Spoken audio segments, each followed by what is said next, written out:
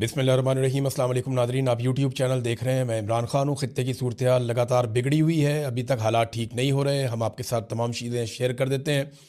पाकिस्तान के हवाले से बड़ी परेशान कुन इत्तलात हैं। ईरान के बाद सबसे बड़ा नुकसान पाकिस्तान में हुआ है, वो कैसे हुआ मैं पाकिस्तान की तफसीलात आपको बाद में बताता हूँ, लेकिन पहले ईरान और अमेरिका की लड़ाई के हवाले से इस वक्त तक की जो ताज़ा तरीन सूरत हाल है वो मैं आपके सामने रखने वाला हूँ। लड़ाई में बहुत सारे और ममालिक अब कूदना शुरू हो गए हैं, जिनमें सबसे पहले बरतानवी वज़ीर आज़म ने अमेरिका को अपनी मिलिट्री बेसिस ईरान पर हमलों के लिए इस्तेमाल करने की इजाज़त दे दी है। इससे पहले बरतानिया ने मना किया था, लेकिन क्योंकि अमेरिका के जो भी हथियार ईरान की रेंज में है, तो ईरान लगातार उनके ऊपर अटैक कर रहा है और शायद इस सूरत हाल का अंदाज़ा नहीं था अमेरिका को। तो अब बरतानवी बेसिस को इस्तेमाल करना चाहता है अमेरिका।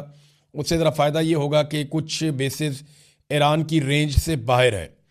एक ये भी इतला आई है कि साइप्रस जो है वो तुर्की के पास है और यूनान के पास है आधा, और बीच में कुछ एरिया जो है वो बरतानिया के पास भी है, और वहाँ पे बरतानिया की मिलिट्री बेस है। उसके ऊपर भी ईरान ने मिसाइल दागा है, वहाँ पे भी हमला किया है। और फ्रांस, जर्मनी और बरतानिया का एक मुश्तरका बयान भी आया, यानी अब ये ममालिक आहिस्ता आहिस्ता इस जंग का हिस्सा बनने की तरफ आ रहे हैं। ये जो मुश्तरका बयान है, इसमें इन ममालिक ने कहा कि ज़रूरत पड़ी तो ईरान के ख़िलाफ़ दिफाई कार्रवाई करने का पूरा हक रखते हैं, यानी हम भी एक अस्करी कार्रवाई कर सकते हैं ईरान के ख़िलाफ़। तो फ्रांस और जर्मनी भी बरतानिया के साथ खड़े हो गए, तो अमेरिका को आहिस्ता आहिस्ता इत्तहादी मिल रहे हैं। मिडल ईस्ट के अंदर जिन ममालिक पे ईरान ने जवाबी कार्रवाई की अमरीकी अड्डों पर, उन ममालिक ने भी इंदिया दिया है कि वो ईरान के ऊपर हमला कर सकते हैं और जवाबी कार्रवाई कर सकते हैं। तो ये मज़ीद ममालिक इसके अंदर कूदते जा रहे हैं। चाइना और रशिया वो भी सख्त बयानात दे रहे हैं, और उनकी जानिब से बड़ी क्लैरिटी के साथ ना सिर्फ अमेरिका की बल्कि इसराइल की मजम्मत की गई है, और ईरान के ऊपर हमलों को गैर कानूनी और बिला जवाज़ करार दिया गया है। बल्कि उन्होंने शदीद इन चीज़ों की मजम्मत की है और सुप्रीम लीडर आयतुल्ला खामनाई की शहादत के ऊपर ज़ोरदार तरीके से आवाज़ उठाई है। ख़ास तौर पर रशिया ने, लबनान से हिजबुल्लाह ने इसराइल के ऊपर मिसाइल दाग दिए हैं। देखें, हिजबुल्लाह जो है इसको ईरान ने हमेशा सपोर्ट किया है, और लबनान में हिजबुल्लाह की जड़ें हैं, और इसराइल को इस बात का पता था। इसराइल काफ़ी अरसे से लबनान के ऊपर बार बार अटैक करता है, लेकिन इस वक्त क्योंकि इसराइल खुद बहुत बुरी तरह हमलों की जद में है, तो लबनान की जानिब से हिजबुल्लाह ने इसराइल के ऊपर मिसाइल दागे हैं। अब तक की इतला के मुताबिक 6 मिसाइल आकर लगे हैं। ये सूरत हाल है जो बाकी ममालिक इसमें आहिस्ता आहिस्ता कूद रहे हैं, इसका हिस्सा बन रहे हैं। ईरान पर हमले बहुत शिद्दत से हो रहे हैं। दूसरी जानिब ईरान भी मिसाइलों की बारिश कर रहा है। अब कुछ मनाजिर ऐसे देखे हमने, जो लोग वीडियोस बना के ये दिखा रहे हैं कि ईरान ने इसराइल के ऊपर बाज़ टाइम पे ऐसा दिखाई दिया जैसे मिसाइलों की बारिश कर दी। बहुत ज़्यादा मिसाइल जाकर गिरे हैं, और जो कतर के अंदर अमरीकी बेसिस हैं वहाँ पे बहुत ज़्यादा ईरानी मिसाइल जाकर गिरे हैं। और कुछ मिसाइल अब वो ये बता रहे हैं कि पहले जो मिसाइल आ रहे थे उनकी रफ्तार और तरह थी, वो दिखाई भी दे रहे थे, लेकिन अब जो मिसाइल आ रहे हैं वो तो दिखाई भी नहीं देते, बहुत रफ्तार से आ रहे हैं। उनका सिर्फ धमाका सुनाई देता है और वो सिर्फ आवाज़ आती है उनकी। तो अब ईरान जो है वो हाइपरसोनिक या बहुत जदीद हथियार इस्तेमाल करना शुरू हो गया। ईरान के पास हथियार हैं कितने, इसके बारे में मैं आपको ये बताता हूँ, क्योंकि बहुत सारे लोग ये सवाल पूछ रहे हैं कि ईरान के पास कितने मिसाइल हैं और वो कितने दिनों तक इन मिसाइलों का इस्तेमाल कर सकता है। तो ये ज़ख़ीरे के बारे में ना कोई भी मुस्तनद इन्फॉर्मेशन नहीं है। अमेरिका और इसराइल के जो सोर्सेज हैं उनका अंदाज़ा है कि ईरान के पास 3 से 5 हज़ार मिसाइल हैं, और ये ऐसे मिसाइल हैं जो खौफनाक मिसाइल हैं।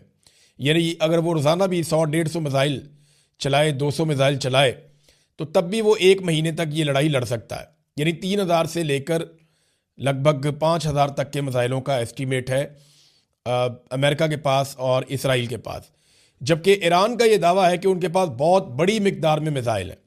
जो पुराने मिसाइल हैं ईरान के पास, जो वो हमेशा से इस्तेमाल करता चला है, रवायती मिसाइल, वो तो उन्होंने बहुत सारे बनाए हुए हैं।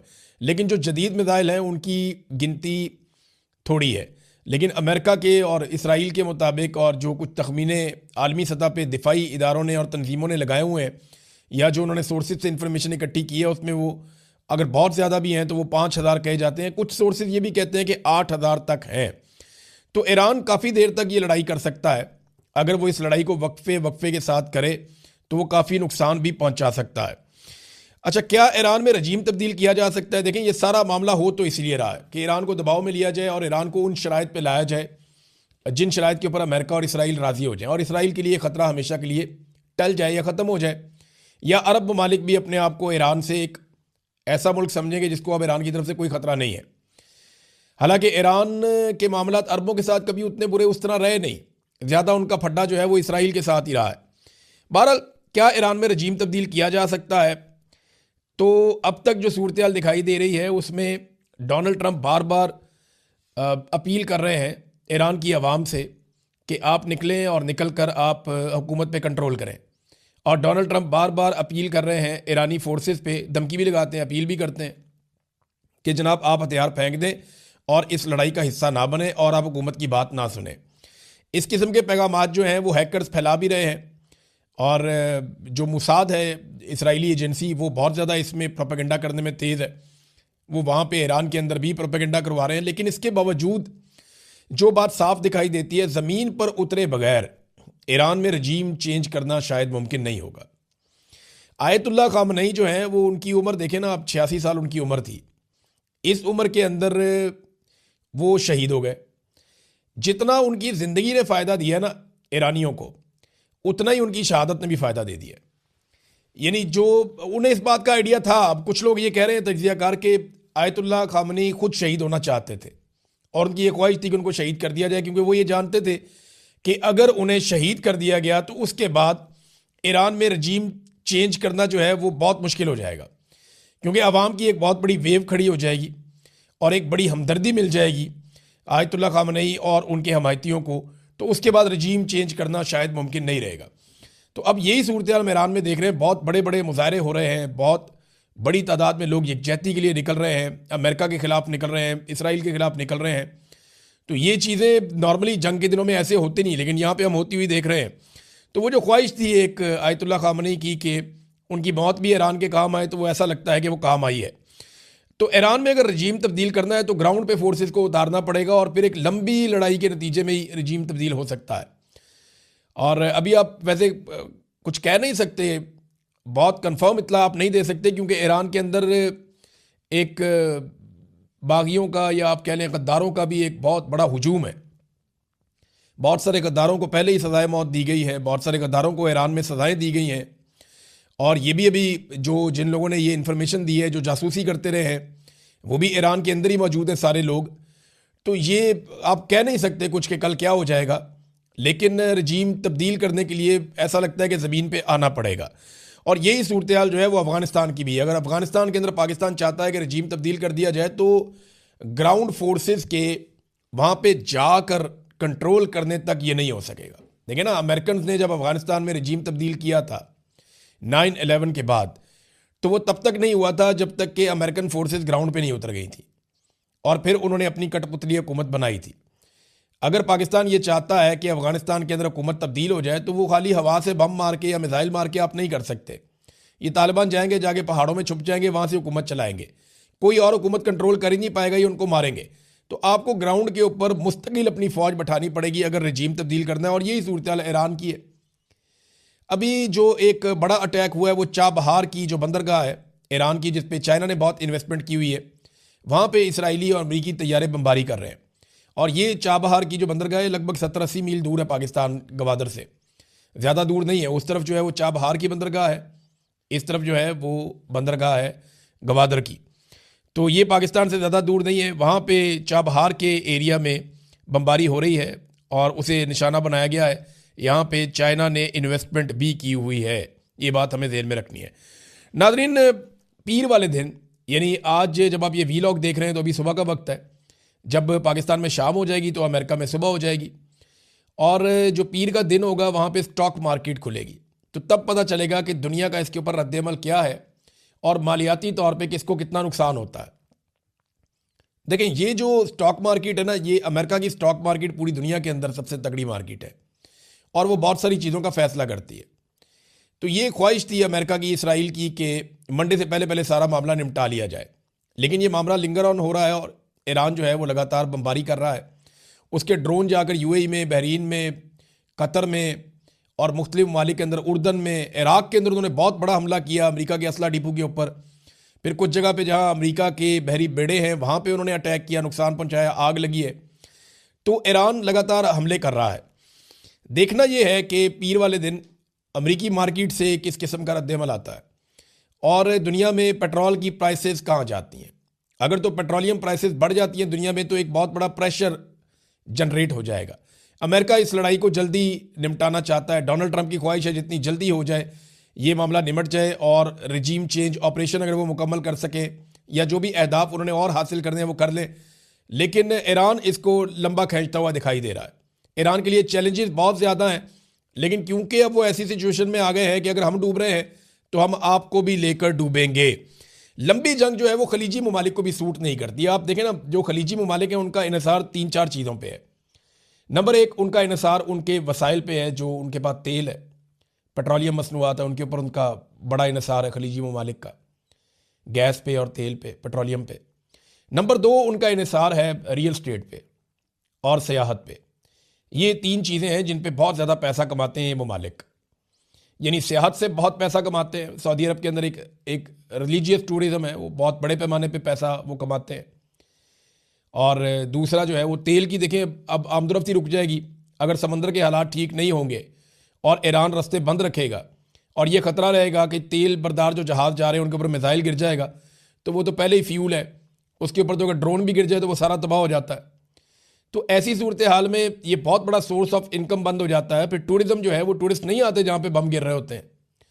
और तीसरा उनका रियल स्टेट का बिजनेस है, यानी वो जो बहुत बड़े बड़े प्लाजे, बिल्डिंग और ये एक मुकाबला चल रहा है, ये बहुत बड़ा बिजनेस है यहाँ ये खलीजी ममालिक में। ये तीनों चीज़ों की मार्केट एकदम नीचे की तरफ गई। अब ये जो सूरत हाल बन गई है, खलीजी ममालिक नहीं चाहेंगे कि ये लड़ाई लिंगर ऑन करे। वो ये चाहते हैं कि जल्द अज जल्द इस लड़ाई का नतीजा हो और जो होना है वो हो जाए और लड़ाई बंद हो जाए ताकि चीज़ें नॉर्मलाइज हों। ईरान इस लड़ाई को कितना लंबा खींच सकता है? देखें, इस लड़ाई में पैसा बहुत ज़्यादा खर्च हो रहा है।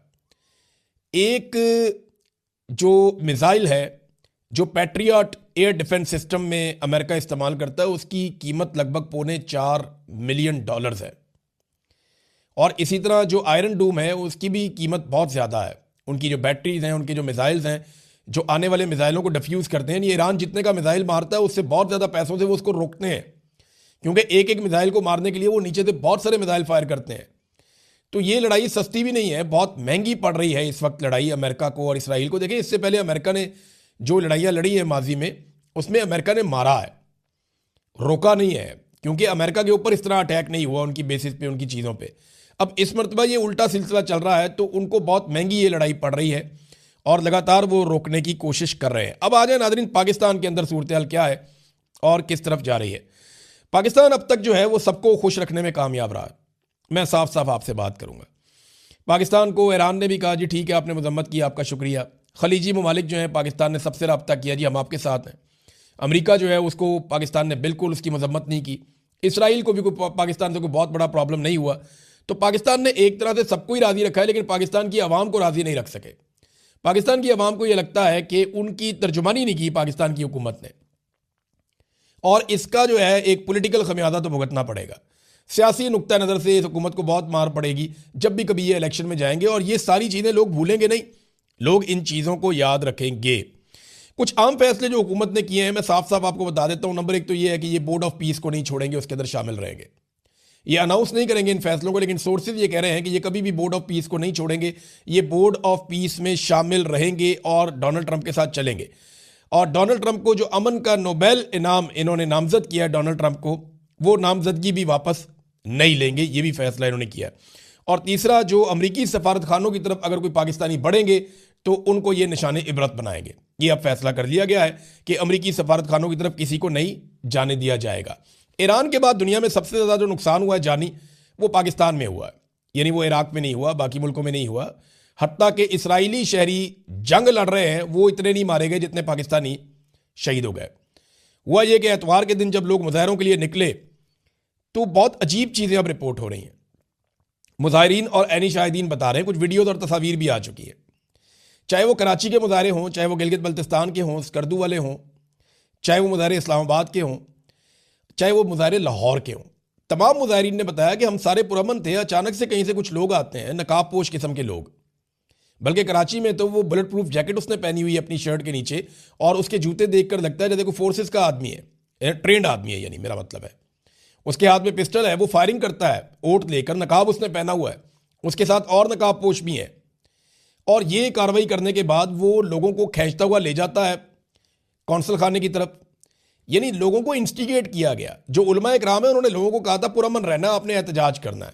लेकिन ये जत्थे कहाँ से आए, ये लोग कहाँ से आए? देखिए 9 मई को यही तो हुआ था। पाकिस्तान तहरीक इंसाफ की लीडरशिप बार बार ये कहती रही हम तो जाना ही नहीं चाहते थे कोर कमांडर हाउस के अंदर। वो तो चंद नकाबपोश आए, वो लोगों को गाइड करते थे, आओ चले, आओ आगे बढ़ो, तुम गैरत खाओ, तुम इधर चलो। वो कार्रवाई डाल के निकल गए। बाद में लोग वहां पे, अब अवाम तो जज्बाती होती है, आप उसको जिस तरफ ले जाते हैं वो चल पड़ती है। यही काम गिलगित बल्तिस्तान में हुआ। लोगों ने बाकायदा बताया कि उन्होंने ऐसे लोग देखे जिन्हें वो नहीं जानते, और उन्होंने ये कार्रवाइयां डाली, उन्हें पकड़ने की कोशिश की गई, लेकिन दूसरे नकाबपोश लोग उनको छुड़ाकर ले गए। अब ये नामालूम अफराद कौन हैं जिन्होंने हालात खराब करने की कोशिश की, और वजह क्या थी?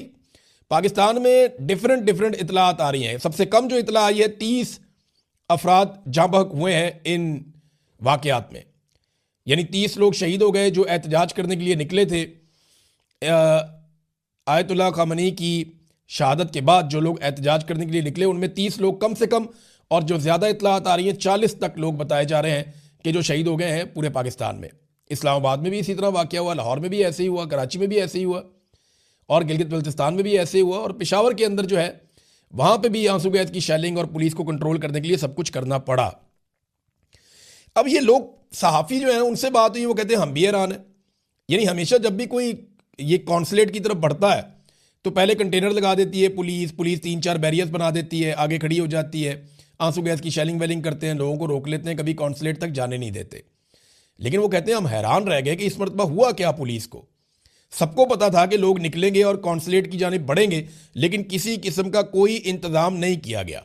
पहले चंद लोगों ने आकर, नामालूम अफराद ने लोगों को इश्तियाल दिलाया, और उसके बाद गोलियां चला दी गई, और यही हर जगह पे हुआ है। अब ये जो 40 बंदा मारा गया है, क्या पैगाम किसको दिया जा रहा है? यानी कुछ लोग ये कह रहे हैं कि शायद पाकिस्तान बार बार अमेरिका को ये बताना चाहता है कि देखें हम अपनी आवाम को भी मारने के लिए तैयार हैं, आपके साथ खड़े होने के लिए, देखें हमारे ऊपर कितना दबाव है। और यही मामला हुआ था जब तहरीक लब्बैक के लोगों को गोली मारी गई थी मुरीदके में। मेरी तहरीक लब्बैक के लोगों से जब बात हुई थी ना, तो वो मेरे पर रिकॉर्डेड कॉल पड़ी हुई थी। वो ये कह रहे थे कि हमें ट्रैप कर लिया गया, हमें बाकायदा बताया कुछ और गया, हमें निकाला कुछ और करके गया, और यहां पहुंचा के हमें ट्रैप कर लिया गया। अब ये हमारा कत्लेआम कर रहे हैं, हमें मार देंगे। हम बात करना चाहते हैं, हमारे साथ बात ही कोई नहीं कर रहा। हम आवाजें दे रहे हैं, हम कह रहे हैं हमारी बात सुनो, हमारी बात कोई नहीं सुन रहा है, हम पे गोलियां चला रहे हैं। और फिर ट्रैप करके उनको मारा गया बकौल उनके।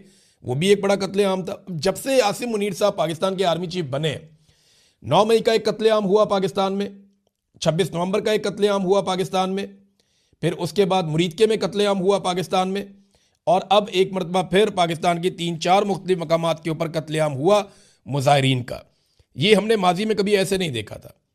अच्छा नाज़रीन, एक और ख़बर भी आ रही है कि जियो और ARY वगैरह को हैक कर लिया गया और उसके ऊपर कोई पैगाम चला दिया गया। तो मैं सादी एक बात आपको बताता हूँ।